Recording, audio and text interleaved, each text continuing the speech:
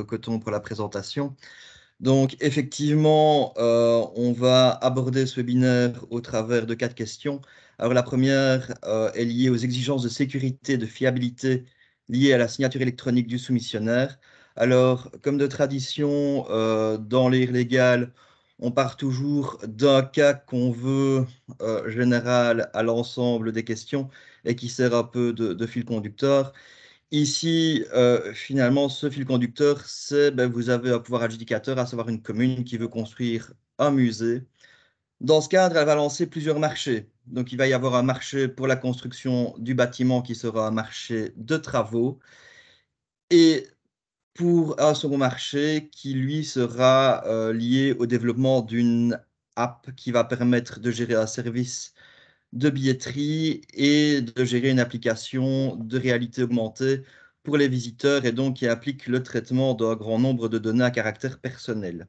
Alors, ce marché de services sera plutôt abordé dans le cadre de la troisième question. Alors, cette première question, donc les exigences de sécurité et de fiabilité liées à la signature électronique du soumissionnaire. Donc, comme vous ne l'ignorez pas, depuis 2020, on a une obligation de procéder pour les marchés publics à une procédure via les plateformes électroniques. Depuis le 1er janvier 2020, c'est une obligation qui est étendue à tous les marchés. Il y avait eu une première phase dans cette numérisation des procédures de passation qui avait eu lieu en octobre 2018, mais qui ne s'appliquait obligatoirement, qui n'était imposé que pour les marchés au-dessus des seuils de publicité européenne. Donc maintenant, depuis janvier 2020, il y a une obligation qui est étendue à l'ensemble des marchés.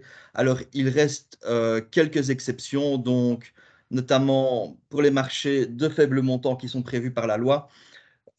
Également pour les marchés en procédure négociée sans publication préalable et qui sont inférieurs au seuil de publicité européen.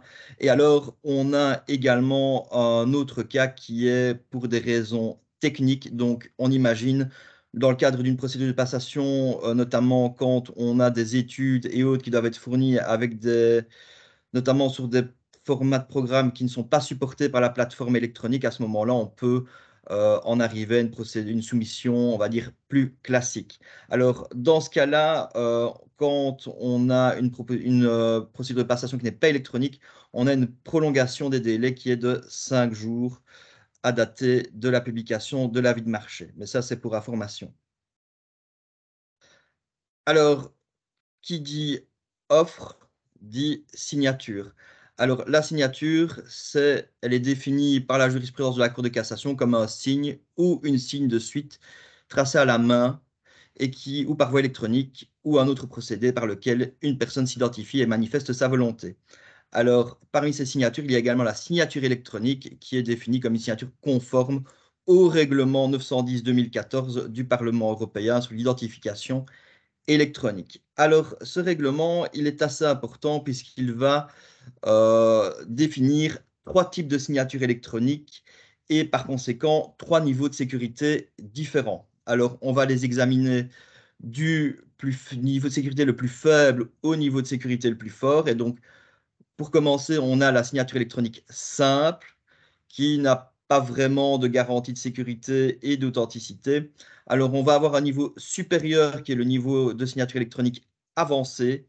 Et enfin, on aura le troisième niveau, le niveau de sécurité le plus fort, qui est la signature électronique qualifiée. Alors, euh, dans le cas d'une procédure électronique, on a une obligation de signer électroniquement cette offre. Et d'ailleurs, la seule signature qui est valable, c'est la signature qui est apposée sur le rapport de dépôt des offres. Alors, petite incise, parfois on peut avoir aussi quelques blagues, notamment on se rend compte qu'on a fait une erreur dans la soumission qui a été déposée sur la plateforme, et alors on adresse rapidement un mail au pouvoir adjudicateur pour lui dire qu'il y a une erreur qui s'est glissée, qu'on souhaite modifier quelque chose dans l'offre, ou même, voire parfois dans certains cas, retirer son offre. À ce moment-là, il faut aussi procéder par un dépôt électronique avec une signature sur le rapport de dépôt. Dans tous les cas, si ce n'est pas fait, si ce n'est pas fait, le pouvoir adjudicateur ne tiendra pas compte des modifications apportées qui n'auraient pas été signées électroniquement via un rapport de dépôt ou même d'une demande de retrait d'offre qui n'aurait pas été signée électroniquement via un rapport de dépôt. Et donc, l'adjudicataire sera toujours, le soumissionnaire sera toujours lié par son offre initiale qui, elle, est signée. Alors, avant de voir plus avant quelles sont les exigences de signature électronique dans le cadre de la réglementation belge, il y a aussi une précision qui est importante à faire, c'est savoir qui signe l'offre. Et donc, il faut que ce soit une personne habilitée à engager le soumissionnaire. Ça, je pense que vous le savez tous. Alors, il faut notamment être particulièrement prudent en cas d'association momentanée, puisque, vous le savez, une association momentanée n'a pas de personnalité juridique. Et donc, en principe, l'offre devrait être signée par toutes les personnes habilitées à engager les différentes entités qui composent cette association momentanée. Maintenant, dans la pratique, ce qu'on fait, c'est que puisqu'il n'y a qu'une seule signature sur le rapport de dépôt des offres, c'est qu'on a un délégué fondé de signature. Et donc, il peut engager les parties de l'association momentanée. C'est pour ça qu'il est important de joindre à son offre le mandat du mandataire. Alors, on sort d'une jurisprudence assez constante du Conseil d'État qui considérait qu'un délégué à la gestion journalière ne pouvait pas, en principe, signer une offre en matière de marché public, puisque la soumission dans le cadre d'un marché public ne ressortait pas de la gestion journalière. Alors ici, on a eu une brèche assez récemment avec un arrêt du Conseil d'État du 5 février 2021, section néerlandophone. Je n'en ai pas trouvé à ce jour de la section francophone, qui considère que vu la réforme du Code des sociétés et associations intervenue 2018-2019, on a on a une modification de la notion de gestion journalière qui est en cours, et notamment si on s'en réfère aux travaux préparatoires du Code des sociétés et associations, on remarque dans les travaux préparatoires que le législateur prévoit maintenant que cette notion de gestion journalière peut, et je dis bien peut, c'est au conditionnel, s'étendre finalement à la signature d'offres dans le cadre de marchés publics. Alors, ici, dans le cadre de l'arrêt de 2021, le Conseil d'État a considéré que prima facie, il n'y avait pas de justification pour une suspension de la décision. On attend toujours la décision en annulation, mais qui en principe ne devrait pas être nécessairement différente, mais qui devra de toute façon, dans tous les cas, faire l'objet d'une appréciation au cas par cas en fonction du soumissionnaire pour voir si un délégué à la gestion journalière peut effectivement signer une offre. Alors, c'est ainsi c'est en fait. Donc, comme je vous l'ai dit précédemment, donc la seule signature qui est prise en considération est la signature électronique qui est apposée sur le rapport de dépôt de l'offre. Alors, les directives européennes, finalement, laissent aux États membres une certaine forme de liberté, puisque pour la signature électronique qui sera apposée sur le rapport de dépôt, on va avoir une liberté qui n'est pas absolue, mais qui impose un niveau minimal de sécurité. Et ce niveau minimal, dans la directive, c'est le niveau de signature électronique avancée. Et donc, on impose dans la réglementation au minimum un niveau de signature électronique avancé. Alors, en Belgique, on est allé plus loin que les exigences du législateur européen, et donc on impose une signature électronique qualifiée. Attention que le texte prévoit que cette signature électronique qualifiée est prévue sauf dérogation. Et donc, on pourrait toujours prévoir dans les documents du marché qu'on exige une signature électronique avancée, donc avec un niveau de sécurité moindre. Maintenant, en Belgique, ce choix peut s'expliquer notamment par le fait que cette signature électronique qualifiée est liée à tout citoyen belge, puisque le certificat de signature électronique joint à la carte d'identité de chaque citoyen belge est un certificat qui comprend les garanties de la signature électronique qualifiée. Et donc, on peut comprendre aussi ce niveau de ce choix qui permet aussi d'avoir beaucoup plus de certitude par rapport à l'identité de la personne qui a signé cette offre. Alors, ici, c'est le choix qui est fait en Belgique. Maintenant, ce n'est pas un choix qui est fait par l'ensemble des partenaires européens, puisque notamment vous allez avoir en France la réglementation et pour la signature d'une offre électronique, on va exiger une signature électronique avancée et non pas une signature électronique qualifiée. Et c'est la même chose au Luxembourg où le principe est la signature électronique avancée, sauf exception, où on peut exiger, où le pouvoir adjudicateur peut exiger une signature électronique qualifiée dans les documents du marché. Donc voilà. Et donc ça, c'est quelque chose pour lequel il faut être particulièrement prudent, notamment quand vous avez une association momentanée avec des soumissionnaires de plusieurs pays européens. On a eu le cas assez récemment avec le Conseil d'État qui s'est prononcé par rapport à un marché pour la région wallonne. Et dans ce cas-là, en fait, c'est le soumissionnaire français qui avait signé l'offre et qui lui a apposé une signature électronique avancée, qui aurait été parfaitement valable pour un marché public en France, mais qui n'était pas suffisante pour un marché public en Belgique. Et donc, à ce moment-là, le Conseil d'État n'a pas eu d'autre choix que de déclarer l'offre irrégulière pour irrégularité substantielle, puisqu'à ce moment-là, on a un doute quant à l'engagement du soumissionnaire. Et donc, l'article 76 de l'arrêté royal passation prévoit qu'on a effectivement, qu'on est face à une irrégularité qui est substantielle. Alors, en principe, il n'y a pas de possibilité de se rattraper. Il y a toujours l'exception, effectivement, des procédures négociées, puisqu'à ce moment-là, ben, si le cahier des charges le permet, on peut toujours régulariser la question de la signature au moment de la BAFOP. Donc voilà, il faut toujours être particulièrement attentif. Donc, en principe, en Belgique, on va dire qu'il n'y a pas vraiment de niveau de difficulté. Si vous êtes un soumissionnaire belge et que vous signez un marché public belge, à ce moment-là, il n'y aura pas vraiment de difficulté. Mais donc, il faut toujours, en tout cas, vérifier quand vous avez un soumissionnaire étranger qui soumissionne quel est le niveau de sécurité attaché au certificat de signature électronique. Voilà. Ici, on a fait le tour de la question de la signature électronique. Je vais laisser la parole à ma consoeur Daniela qui va vous parler de l'agréation. Je vous remercie.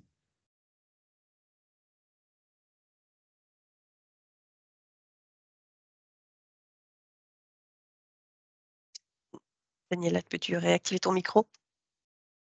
Ah, excusez-moi, bonjour à tous. Donc, je vais aborder avec vous la question qui concerne l'agréation. Donc, quelle agréation est nécessaire et quand doit-elle être fournie? Donc, l'agréation permet à l'entrepreneur de démontrer au pouvoir adjudicateur qu'il dispose et de la compétence et des ressources nécessaires à l'exécution des travaux. Donc, l'agréation est définie en classe et en catégorie. Donc, la classe détermine le montant de la soumission. Donc, un entrepreneur agréé dans une classe déterminée ne pourra déposer une offre que pour sa classe et pas pour une classe supérieure. Tandis que les catégories et sous-catégories correspondent, elles, au secteur d'activité. Donc, quel marché est concerné par l'agréation? Donc, il faut une agréation pour tout marché public de travaux qui dépasse un certain seuil. Alors, pour un marché de travaux classé en catégorie, l'agréation n'est requise qu'à partir de 75 000 € hors TVA, tandis que pour les travaux rangés dans une sous-catégorie, l'agréation ne sera obligatoire qu'à partir des travaux qui dépassent 50 000 € hors TVA. Alors, le pouvoir adjudicateur va indiquer dans son avis de marché la classe et la catégorie dont relèvent les travaux. Alors, la catégorie est obligatoire dans le sens qu'un entrepreneur doit nécessairement disposer de l'agréation pour la catégorie exigée dans l'avis de marché.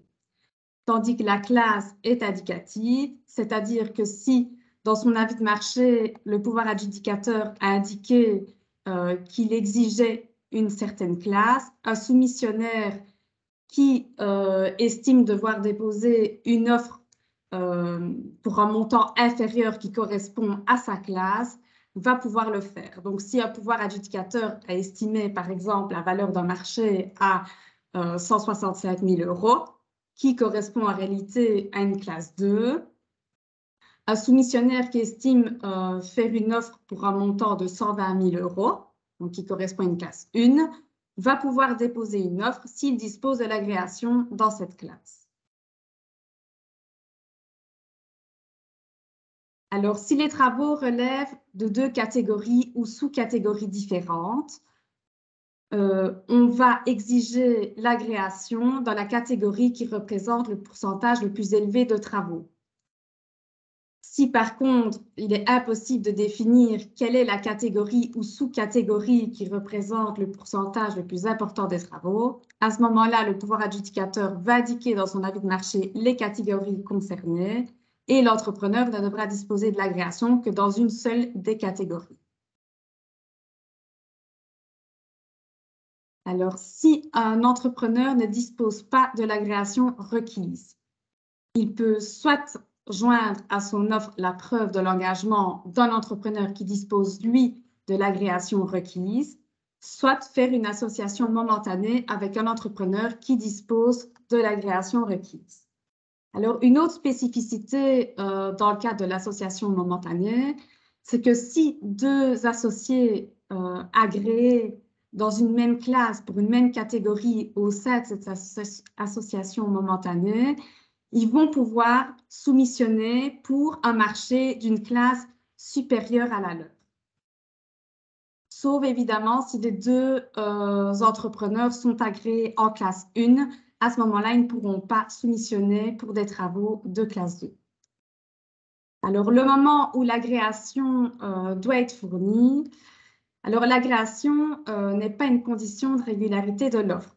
C'est-à-dire que l'offre déposée par l'entrepreneur est régulière, même s'il ne dispose pas au moment du dépôt de son offre de l'agréation. Par contre, l'entrepreneur devra démontrer qu'il remplit les conditions pour obtenir cette agréation. Mais en tout cas, il devra disposer de l'agréation au moment où le marché est attribué, lors de l'attribution du marché. Ceci clôture la question de l'agréation et donc je vais céder la parole à Nicolas pour la question qui traite du RGPD.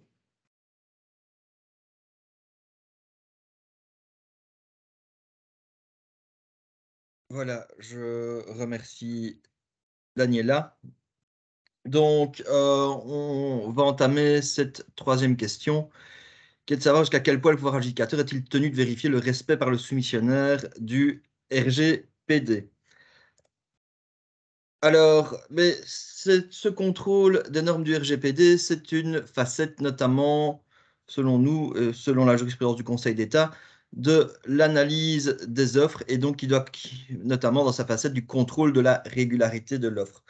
Donc, quand vous avez le contrôle de régularité, le but c'est de vérifier que les offres ne sont pas affectées d'une irrégularité substantielle ou non substantielle. Une irrégularité non substantielle, en principe, n'impose pas l'écartement de l'offre, sauf si elle est multipliée avec d'autres irrégularités non substantielles qui, réunies, conduiraient à douter de l'engagement du soumissionnaire, notamment. Et cette irrégularité substantielle, elle est définie dans la réglementation, notamment comme cette irrégularité qui rendrait l'engagement incertain, incomplet, notamment quant à l'exécution du marché dans les conditions prévues, ou cette irrégularité conduirait à un non-respect des exigences indiquées comme substantielles dans les documents du marché. À ce moment-là, la sanction d'une telle irrégularité est purement et simplement l'écartement de l'offre. Alors, on le sait, même depuis plusieurs années, on évolue avec ce règlement général de la protection des données qui a fait une entrée fracassante dans certains types de marchés, et notamment les marchés de services qui impliquent un traitement de données à caractère personnel. Alors, qu'est-ce qu'une donnée à caractère personnel? C'est une information, c'est toute information qui se rapporte à une personne physique identifiée ou identifiable. Donc, ça peut être assez vaste, puisque donc, pour les personnes identifiées, ben, un nom, un prénom, on identifie assez facilement la personne. Un numéro de plaque d'immatriculation, ça permettrait d'identifier la personne assez facilement. Vous pouvez aussi également avoir des données de localisation qui peuvent être considérées comme des données à caractère personnel. Alors, le RGPD, il est applicable dès qu'il y a un traitement informatique ou non et automatisé ou non de ces données. Donc, il s'applique ici dans tous les cas. Alors, il y a plusieurs notions qui sont prévues par le RGPD, notamment plusieurs qualités d'intervenants. Et donc, vous avez une première qualité d'intervenant qui est celle de responsable du traitement, qui est une qualité qu'on attache souvent au pouvoir adjudicateur. Et ce responsable du traitement, c'est la personne qui, seule ou conjointement, puisqu'il peut y avoir des responsables du traitement conjoint, avec d'autres, détermine les finalités et les moyens de traitement des données à caractère personnel. Et donc, ici, notamment, dans l'exemple qui avait été donné, la billetterie, eh bien, il peut y avoir effectivement un traitement de données, notamment bancaires, pour pour les modalités de paiement qui doivent être traitées, et alors ces modalités doivent être déterminées par le responsable du traitement. Alors, le sous-traitant, lui, c'est le prestataire qui traite les données selon les instructions du responsable du traitement. Donc ici, en l'espèce, c'est le pouvoir, c'est l'adjudicataire du marché. Alors, en principe, dans tous les pays de l'Union européenne, il n'y a pas de souci. Tous les pays sont soumis au Règlement général de protection des données. Donc, on part du principe, effectivement, que les données seront traitées d'une manière conforme, puisque l'ensemble de législation des pays membres de l'Union européenne assure un niveau de protection équivalent.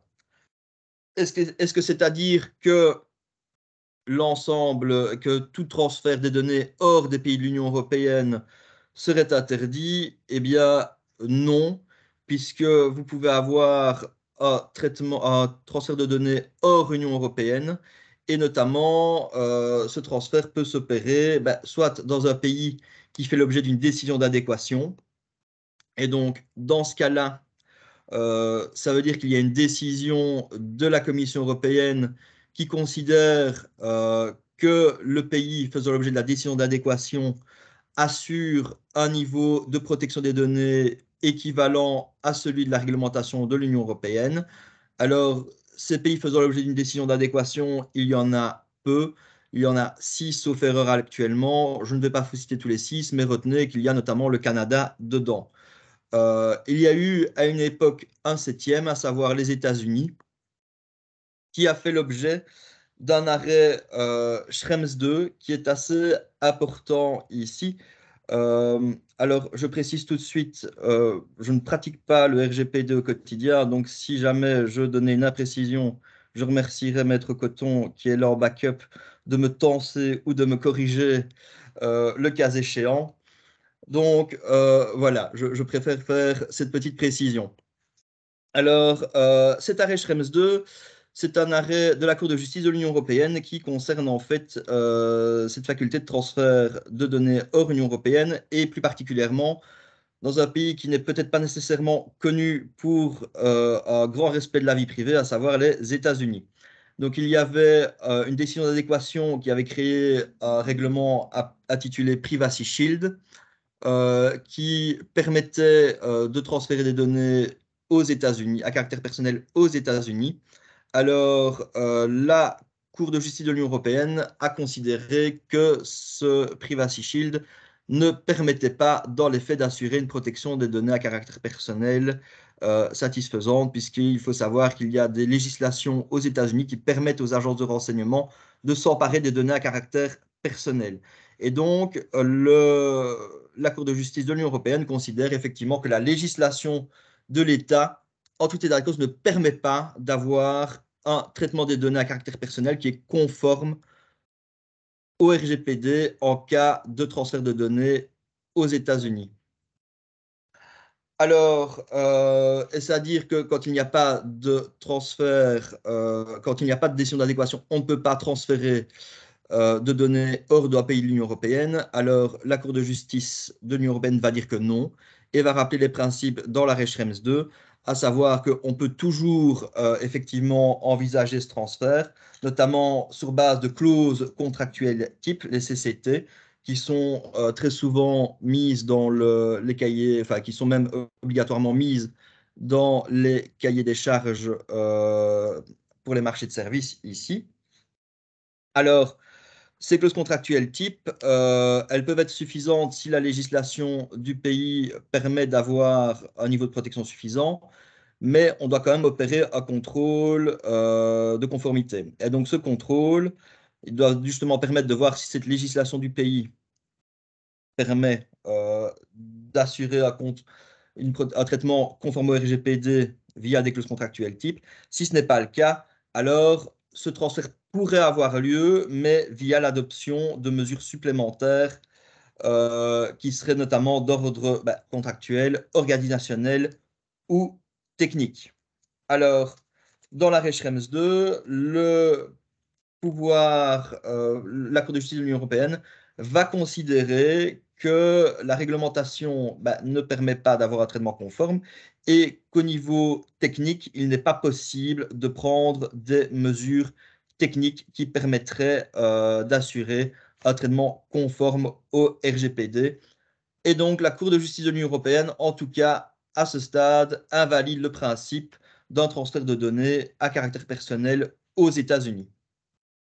Alors, dans les marchés publics, on a eu récemment 3 arrêts du Conseil d'État qui s'est prononcé justement sur des transferts de données hors Union européenne. Alors, il y a eu 2 arrêts de la section néerlandophone, à savoir un arrêt du 12 mai 2021 et un arrêt du 19 août 2021. Je vais en parler conjointement puisqu'ils concernent le même marché public. Donc, ces 2 arrêts du 12 mai 2021 concernent un marché du gouvernement de la communauté flamande qui souhaite mettre en place une application de mobilité et qui devait donc appliquer un grand nombre de traitements de données de paiement pour acheter le ticket, données de localisation, mais également données sur l'état de santé, puisque l'application prévoyait de pouvoir euh, adapter le trajet en fonction d'éventuels handicaps du navetteur. Alors, dans ce premier arrêt du 12 mai 2021, le pouvoir adjudicateur avait attribué le marché à un adjudicateur qui prévoyait une possibilité de transfert de données à caractère personnel aux États-Unis.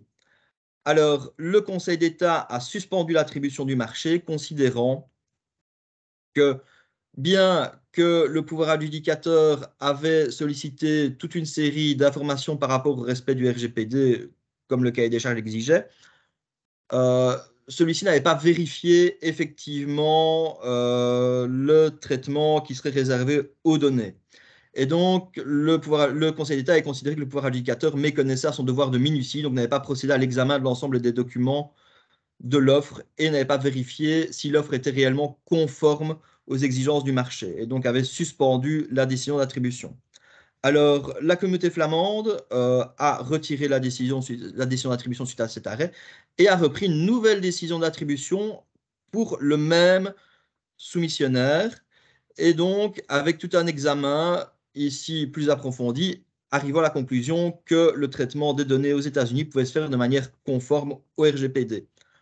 Alors ici, le Conseil d'État a refusé de suspendre le marché, arguant qu'il n'y avait pas d'illégalité constatée prima facie, en indiquant qu'il y avait que vraisemblablement le pouvoir adjudicateur avait pu évaluer les offres et vérifier que l'offre était conforme malgré un transfert aux États-Unis aux exigences du RGPD. Alors, cette décision est somme toute assez critiquable du point de vue de l'arrêt Schrems 2, puisque effectivement, on peut se demander si cet examen est pertinent. En tout cas, il a eu lieu. On peut se demander effectivement s'il est réellement pertinent. Donc voilà, s'il n'y a pas en tout cas une erreur d'appréciation dans le chef du pouvoir adjudicateur. On attend de voir la décision en annulation, voir ce que le Conseil d'État en dira. Mais en tout cas, cette décision est potentiellement problématique. Alors, vous avez eu un troisième arrêt qui est beaucoup plus récent, qui est un arrêt du 6 mai 2022 de la section francophone, qui ici concernait un marché avec des potentialités de transfert de données en Russie, donc pays qui ne fait pas non plus l'objet d'une décision d'adéquation. Alors ici, le Conseil d'État a suspendu, puisqu'en fait, il était apparu que le pouvoir adjudicateur n'avait même pas procédé à la vérification du respect du RGPD au stade de l'examen de la régularité des offres. Et donc, le Conseil d'État a considéré que le pouvoir adjudicateur avait méconnu à son obligation de motivation et son devoir de minutie. Alors, ici, il y a un argument qui était assez intéressant qui avait été soulevé par la partie requérante dans le recours, qui avait vu son offre écartée et qui était, non, par la partie adverse, non, excusez-moi, par le soumissionnaire qui était intervenu en intervention dans la procédure et qui était de considérer que finalement, cette obligation de contrôle des offres au RGPD concernait l'exécution du marché et donc ne devait pas nécessairement faire l'objet du contrôle au niveau de la régularité des offres. Le Conseil d'État a dit que non, puisque ça faisait partie des exigences minimales du marché, et donc qu'il fallait à tout le moins le vérifier au niveau de la régularité des offres, mais que ça n'empêche, mais effectivement que le respect des normes du RGPD doit également se vérifier tout au cours de l'exécution du marché, puisque effectivement, en cas de violation des normes RGPD par l'adjudicateur, le pouvoir adjudicateur serait tenu éventuellement responsable de son sous-traitant au sens du RGPD. Et il y a toujours aussi la possibilité d'émettre un procès-verbal de manquement à l'égard de l'adjudicateur qui entraînerait éventuellement l'application des mesures d'office, à savoir résiliation, marché pour compte ou exécution du marché en régie. Voilà, donc ici, il va falloir donc, quand vous avez effectivement un marché public de services qui implique un grand nombre de traitements de données à caractère personnel, il y a donc une obligation, en tout cas de contrôle du pouvoir adjudicateur, de vérifier la conformité de l'offre au RGPD et en tout cas de motiver que cette offre, que cette régularité a bien été contrôlée. Voilà, je vais maintenant vous laisser la parole à Maître Farrugia qui va aborder avec vous la dernière question de ce webinaire.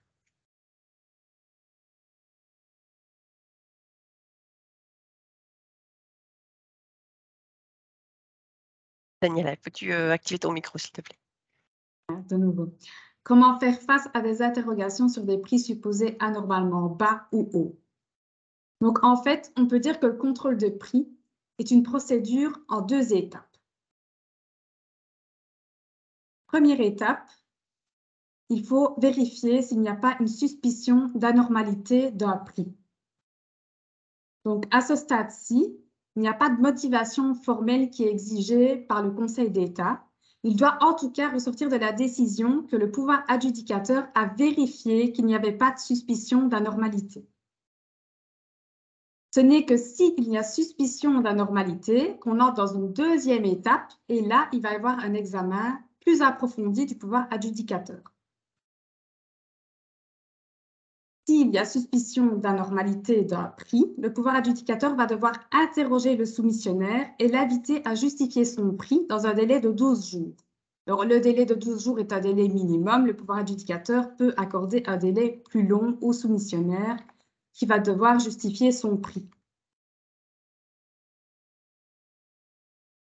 Alors, l'obligation de justification du prix du soumissionnaire ne vaut pas pour les postes négligeables. Et le caractère négligeable ou non d'un poste va dépendre du poste par rapport au marché global. Alors, le paragraphe 2 de l'article 36 va donner une liste non exhaustive de justifications. Il peut s'agir par exemple l'économie d'un procédé de fabrication ou encore l'obtention d'une aide publique au soumissionnaire. Il s'agit, comme je l'ai dit, d'une liste non exhaustive et le soumissionnaire va pouvoir donner d'autres justifications. Le soumissionnaire devra en tout cas justifier son prix de manière précise, concrète et étayée. Alors, comme exemple de justifications qui sont admises, on peut avoir le prix favorable obtenu par un fournisseur ou encore l'expérience du soumissionnaire qui lui permettrait de réaliser des travaux à moindre coût. N'est en tout cas pas admise la justification qui consiste simplement à confirmer son prix ou encore à simplement faire référence au prix du sous-traitant augmenté de sa marge bénéficiaire, puisqu'à ce moment-là, il faudra également que le sous-traitant justifie également son prix. Alors, il faut faire attention au fait que les justifications ne doivent évidemment pas aboutir à une modification de l'offre. Alors, quand le pouvoir adjudicateur aura reçu toutes les justifications, il va devoir apprécier ces justifications et il devra en tout cas rejeter si un poste ou plusieurs postes non négligeables présentent un caractère anormal ou si le montant global de l'offre présente un caractère anormal. Et c'est à ce stade-ci qu'il y a une exigence de motivation plus précise qui est exigée par le Conseil d'État, puisque le pouvoir adjudicateur va devoir bien indiquer dans sa décision qu'il a analysé les différentes justifications et préciser les raisons pour lesquelles soit il admet les justifications, donc il va devoir préciser pourquoi le prix qu'il suspectait anormal s'est finalement révélé normal, ou pourquoi justement il rejette les justifications du soumissionnaire. Et donc à ce moment-là, le soumissionnaire évincé, dont les justifications n'ont pas été admises, va devoir être en mesure de comprendre pourquoi ces justifications ont été refusées.